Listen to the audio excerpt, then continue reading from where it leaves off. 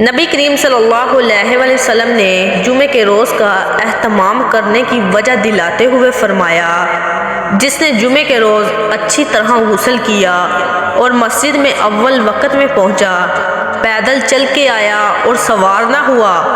امام سے قریب ہو کر بیٹھا اور غور سے سنا اور لا یعنی امور سے گریز کیا، تو اس کے لیے ہر قدم پر 1 سال کے روزوں اور قیام کے برابر ثواب ہے۔ رسول اللہ صلی اللہ علیہ وسلم نے فرمایا، ہم دنیا میں آخر میں آئے ہیں، لیکن قیامت کے دن پہلے جنت میں داخل ہوں گے۔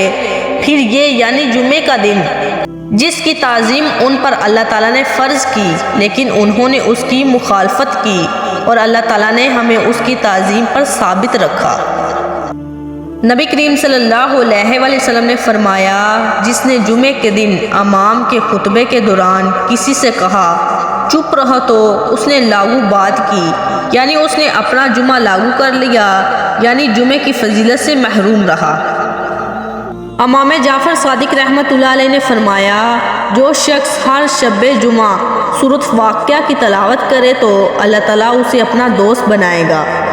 دنیا میں بدحالی، تنگ دستی، آفات سے محفوظ رہے گا اور امیر المومنین امام علی رحمۃ اللہ علیہ کے دوستوں میں شمار کیا جائے گا۔